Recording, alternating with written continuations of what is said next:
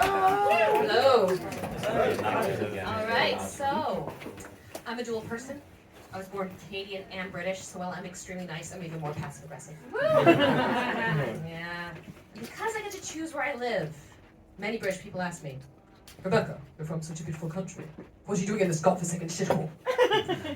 And to be fair, as great as Canada is, it's that hot guy at the bar. So it's tall, broad shoulders. He turns to you and says, "Hi, my name is Dave." Yeah, but I've been here 10 years. I live with my husband in Shepherd's Bush. We met the old-fashioned way, drunk in a pub. But I didn't settle. He's an import. And we have a toddler who says, "Oh, buck" a lot because he can't pronounce F's. And we recently had an IVF science experiment. Yes, 7 weeks old. It was a bit of a negotiation getting out tonight because I am her favorite dummy. But I do speak French with my kids, and because of this, I like to give them French nicknames. So my son, when he was born and he was an infant, he snorted and sniffed a lot, so I called him Monsieur Paul Solet, Mr. Piglet. I want my daughter to be an entrepreneur, so I call her Madam. And if we'd had a son, I had the best name, Ronan, which is little seal in Irish, which means in the playground I could be yelling, "Petit fuck!" I do breastfeed my daughter, and it is a lot of work. But on top of that, she squirms and snarls her breast, latches onto my nipple, and then makes this look of pure disgust. It's like as if Gollum from Lord of the Rings became a food critic. My precious. Smeagol not like. Yeah, but kids are expensive.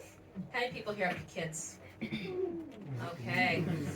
Yeah, not many. See how expensive they are? Because not many people have them. So when I do see a couple with 3 young children, I know they're minted. Because if I can afford a house, childcare, and a drug habit. Maybe they're born with it. Maybe it's ketamine.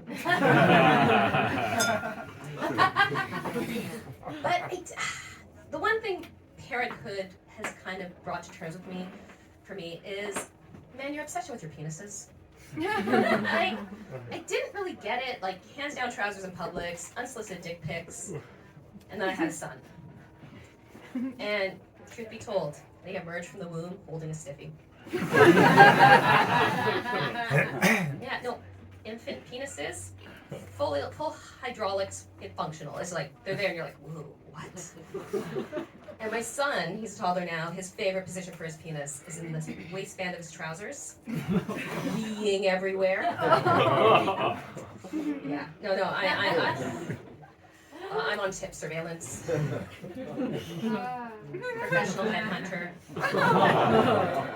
Constantly cock blocking. And I'm just so glad I have a girl because she doesn't have an integrated hose. But I do get why Tinkerbell was so pissed off all the time, because Peter Pan and the Lost Boys were just going off everywhere. Pissing contest with Captain Hook, I'm sure of it. Or cage fighting. But my son is obsessed with his penis, so he thinks everyone has one. So he burst in while I was having a bath, and he's like, "Mommy, penis gone!" And I'm like, "Yeah, Jeffrey Dahmer took it."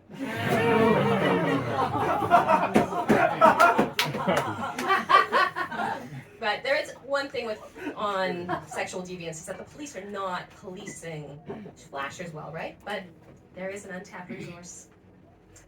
Boy moms. Yeah, we are immune to erectile exposure. And I have the perfect name for us. The Prick Patrol.